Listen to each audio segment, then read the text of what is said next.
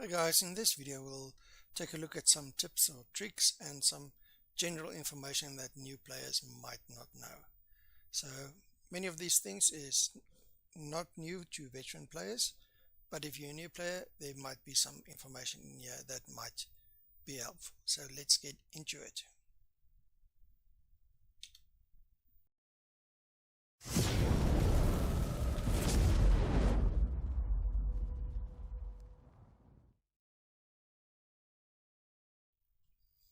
Okay, so the first thing you want to do is make sure you get the link, and I'll put that in the description, and bookmark DubstepRod's Playbook. The guy put a lot of effort into it.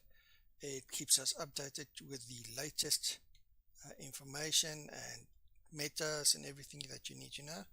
So yeah, make sure you know about this. So there you can see that's in this playbook you've got all the information you need, the buildings, the requirements for the buildings, etc. I'm not going to go into depth about it. All the craftable stuff, and then all the available NFTs with the points that are available to them. So yeah, it's very helpful and it's a good reference while you play the game. Next up, you need to know that there are generally three different types of servers. So you've got the development server, the play to earn server, and the competition server. And on all three of them, while you're playing, you will be able to earn while you play, depending on the NFTs you own. The competition server is only active on competitions, so keep your eye on when that is available.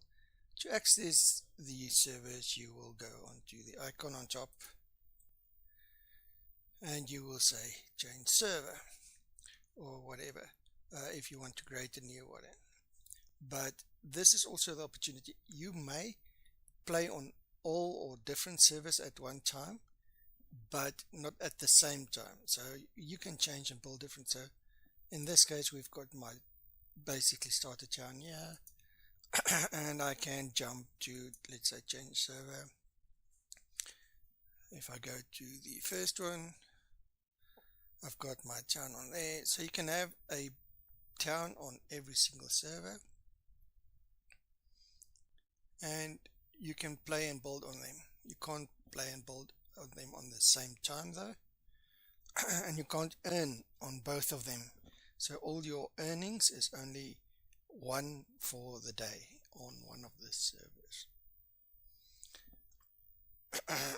As you can see, this is my other town available, so I can go back to all my other towns on the different servers.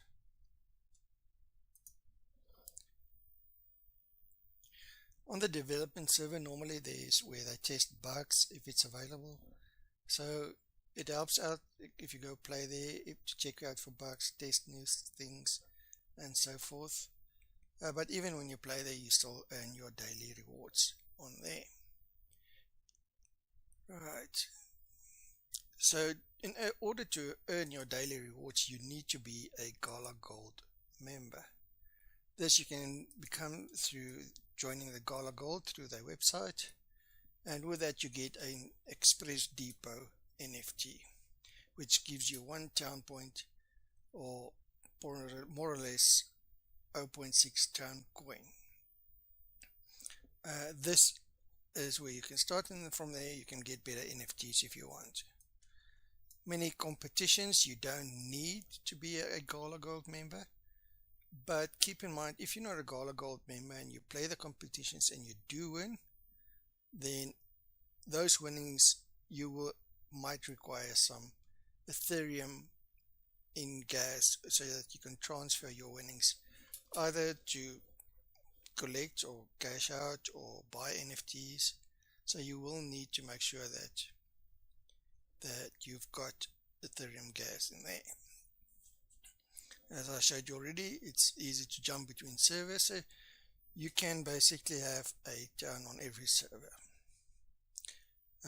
It's just not advisable that when you've got a town on a competition server to jump around into the others, because you want your town to stay active the whole time. As soon as you jump to another server, it will go to sleep, and only the one you're playing on will be active. You've got to decide what type of town you want to build, whether you're focusing on cake or blue steel and what, and based on that you will require certain types of properties, let's put it that way. So the land grab in competitions is a real thing, but let's say you need blue steel, you'll need a mountain, and if you need cake, you will need ocean. Water is always beneficial, so make sure that you plan it and make sure that you know what you want to build. You cannot do blue steel unless you have specific NFTs if you don't have a mountain. So if you get a plot with no mountain, you cannot do blue steel. So make sure that you actually know what you want to get there. Having a river, like I said, is always beneficial. And then use your visual builders. Now, the visual builders helps a lot with your design of your towns. There's two, I'll put the links in the description. So if we look, the one is the Town Guide one from Town Guide EU. This is what this looks like. You can use this. And then you've got the Cool Whip one that is also available. So you can try out both, see which one works for you the best, and take it from there. Okay. So when you try and get a land or a property, please make sure that you try and get as close to a town as possible. So here you will note, here's the town. I'm currently quite far off there, so this helps a lot if you can get closer. It helps a lot with gas fees, faster delivery times, etc. You will also need to see, here you can see, get an idea of where you want to build. So if you need a mountain, get as close to this as possible, or vice versa. Practice, find a couple of spots that you like and practice them. You won't always get, especially in competitions, the plots that you like and prefer to build on.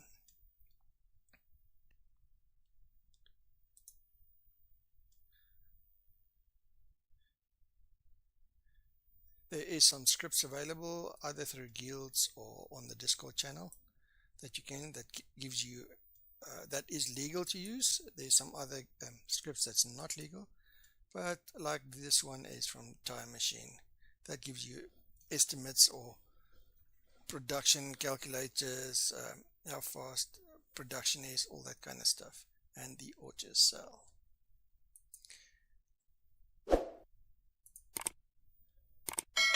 Okay, let's move on to the next section. Okay, so now let's get into more practical tips while you're building. So you will be building ponds no matter what you're going to do. So when you're building ponds, try and build close to other ponds to get the passive water benefit. So let's do, if we were to build here, you will note, and we place this, sorry about that. As soon as you place that, you will note we've got 7 passive water. That's because it's close to this. Let's just destroy that. If we were to build it, let's say here,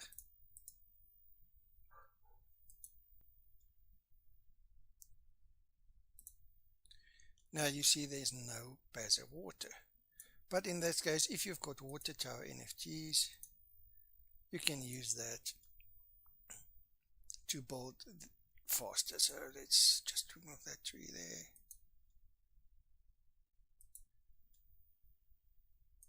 If I were to place that NFT there now you will see I get 3 passive water. So it's at least 3 buckets of water less required be brought here. So let's cancel that. So use that. Maybe that just help you build the bonds fast a little bit there.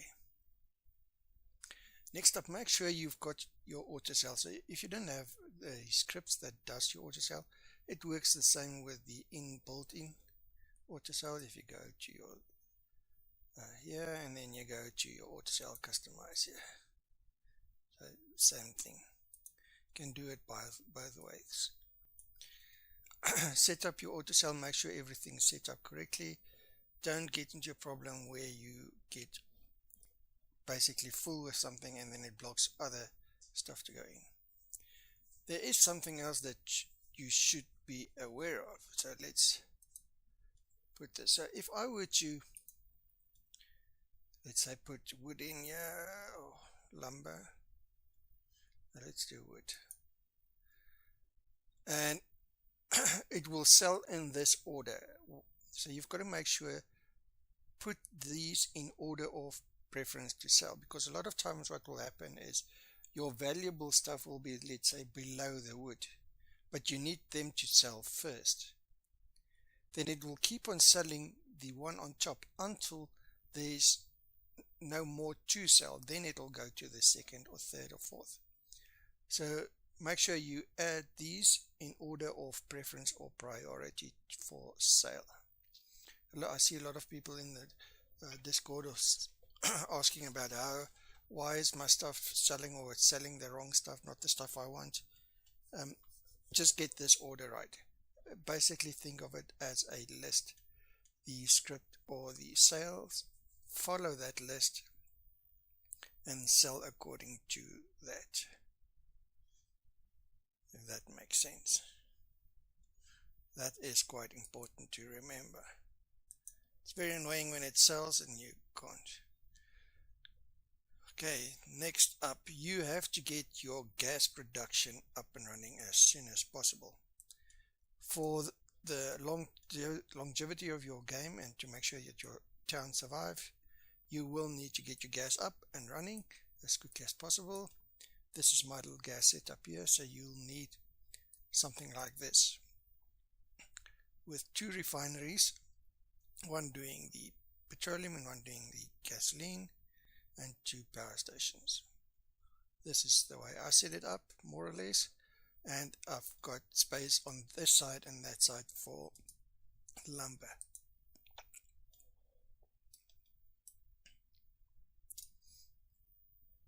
Now you can follow my sequence here of doing the pond first and then the warehouse.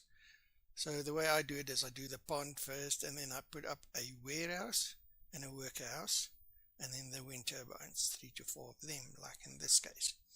And the reason I do that before I do the refineries and even the oil pump as well is because while I'm building the refineries and stuff, the workers are already busy collecting and storing the energy requirements and the oil requirements, so that as soon as the refineries come up, it is already somewhat available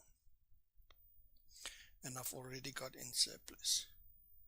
So once you've got your second refinery up, the first one you might need to switch between gasoline and petroleum for a bit, but after a while you can just have them run away. My other suggestion also is your warehouse should be away from your 6, so it just, or if I say 6, from your gasoline. Okay.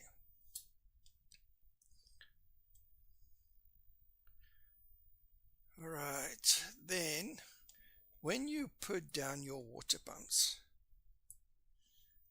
you require a pond. However, if you put this, if this was ocean, I do not need a pond. I can just put this directly on the pumps directly onto the ocean or onto rivers, and that will save you the time of building this pond. Make sure you remember that. Also, when you start off, don't skimp on wood. Put a lot of wood down. You will need wood to build everything in this game basically. So put down wood, a lot of wood, maybe one or two extra lumberjacks, and as soon as you've got your gas going, get your lumber mill also up and starting to generate lumber, because you will require a lot of lumber as well. Also make sure you are aware of the effects. Power stations give a lot of dirt, shade, all that kind of stuff, and that does affect certain other buildings or crops and plants and stuff, whatever. So as you can see here, I've got quite a few oil pumps. This is for the beginning. Later in the end game, when you're starting to sell your end product, you do not need as many oil pumps. Normally 2 oil pumps is sufficient to give you enough oil to produce enough gasoline. I see a lot of people with end game towns with a lot of oil pumps still going. So yeah, you might need quite a few oil pumps mid game when you've got a lot of extra products, but at one stage you do not need. You can actually use that space for something else.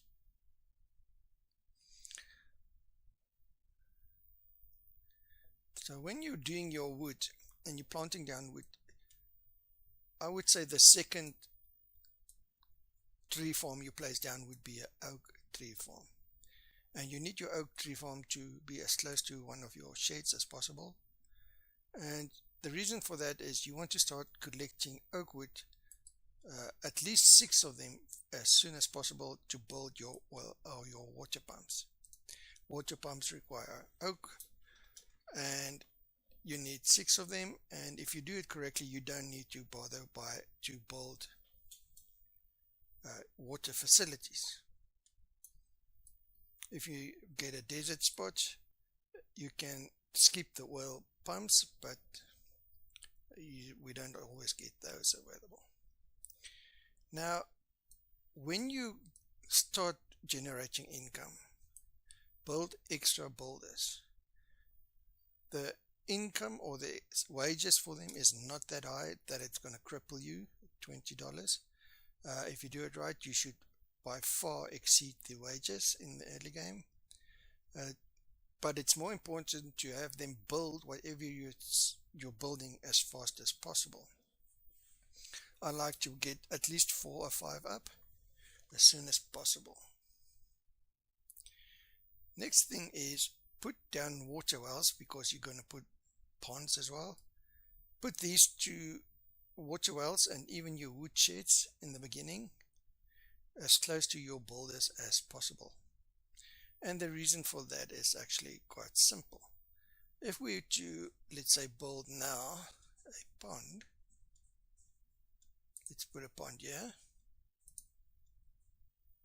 As soon as we put the pond, you will see they come out, and there they're right at the water wells. So they can grab the water right at their door and then go deliver. Opposed to if the wells was on the other side of the map, they will need to run there first and then come there, which is a lot more time consuming. Rather just have them close to where the builders' houses are. I already mentioned that you've got to make sure you've got lumber going the whole time. And then you don't need to have everything paved. Your power plants need pavement, and maybe later on in the game you want as much of your roads paved as possible. But some roads, like these roads that will never really carry traffic, they don't actually need to be paved at all. I'll do another video on exactly the time or the speed differences between these and see what they are. Now, another thing, when you're building buildings, sheep pens, all those kind of stuff, you will note these pens are facing the ponds. They're facing the ponds. These buildings are facing the outside. I can do that the same with these. And the reason for that is once you do that, they can be entered from any side. Basically, if you block the entrance, they will be entered from any side, and that is applicable to anything. If you look at these now, these lumberyards, the lumberyards are standing like this, so they will enter from the front. If I were to turn them like that, facing each other, blocking the entrances, now they will not be using the front door but the best entrance point from any angle.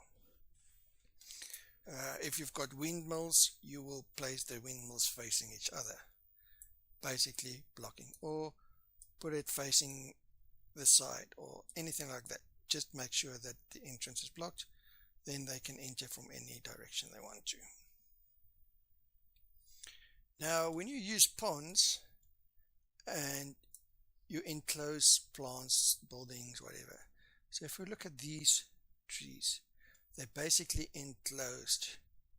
So when it's like this, there's no access to them, so the lumberjacks will take the shortest route, walk over the water, and thereby they will just go as if there's no path. However, if you want them to go out on a specific way, you could put it like this, and let's say we remove that one there. So if we remove that, so as soon as all of them have updated, you will note now this lumberjack is not walking over the water anymore. He will go through this, and he will take the road or the path through the opening.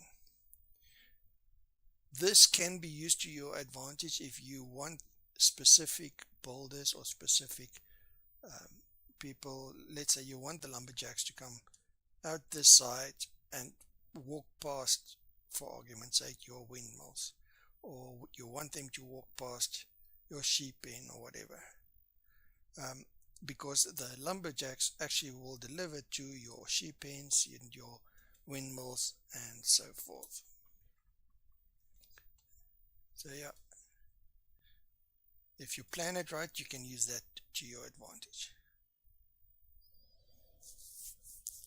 Those are my basic tips and tricks for newcomers.